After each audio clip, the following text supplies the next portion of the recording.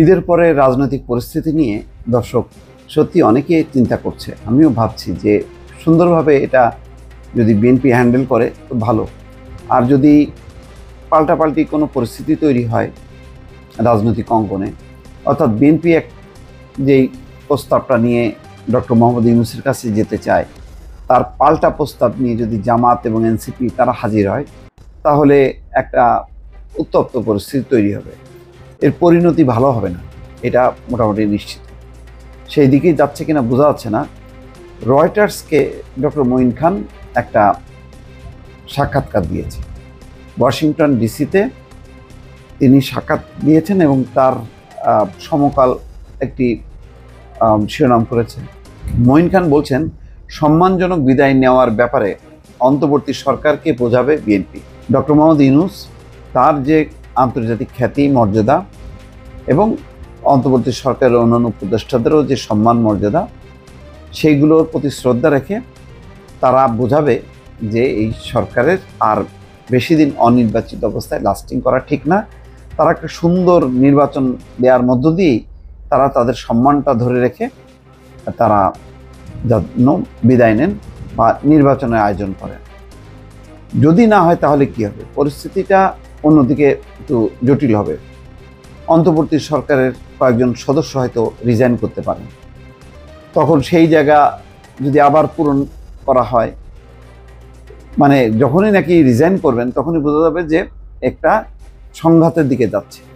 আর যদি BNP appeal করে এবং আলোচনা করে ডক্টর মোহাম্মদ ইউনূস যদি অনুধাবন করতে পারেন তাহলে তো ভালো, তাহলে আর কোনো সমস্যা নেই।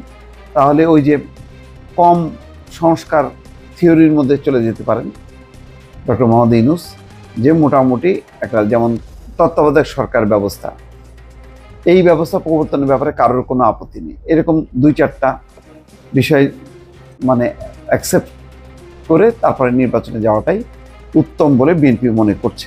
এখানে ডক্টর মঈন খান কি বলছেন যে এই বছরের ডিসেম্বরে নির্বাচনের বিষয়ে সবাই একমত হয়েছে। নির্বাচন ডিসেম্বরের পরে গেলে পরিস্থিতি আরও জটিল হয়ে পড়বে। বাংলাদেশের মানুষের মধ্যে ব্যাপক অসন্তোষ তৈরি হবে। এর অর্থ কিছু অস্থিরতা হতে পারে। সম্মানজনকভাবে বিদায় নেওয়ার ব্যাপারে আমরা অন্তর্বর্তী সরকারকে বোঝানোর চেষ্টা করব। যুক্তরাষ্ট্রের ওয়াশিংটন ডিসিতে অবস্থানরত বিএনপির স্থায়ী কমিটির সদস্য সাবেক বিজ্ঞান ও প্রযুক্তি মন্ত্রী আব্দুল মঈন খান বার্তা সংস্থা রয়টার্সকে দেওয়া এক সাক্ষাৎকারে এই কথা বলেছেন।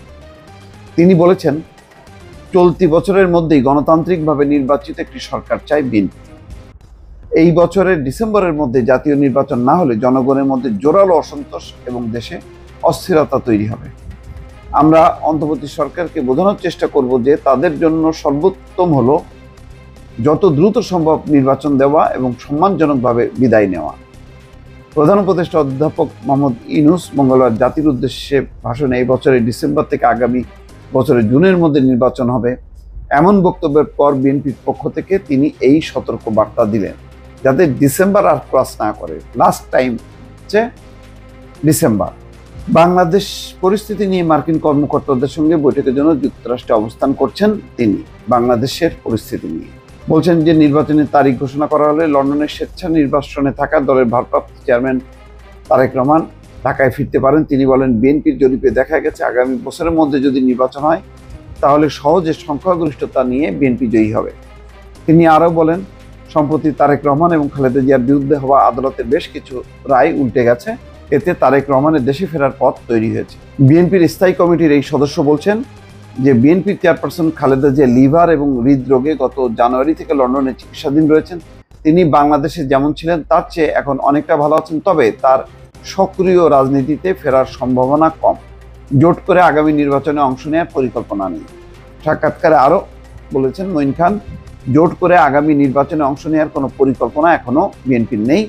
বিএনপি যদি নির্বাচিত হয় তাহলে অন্যান্য দলকে সঙ্গে নিয়ে কাজ করতে চাই, সেখানে জাতীয় নাগরিক পার্টিও থাকতে পারে।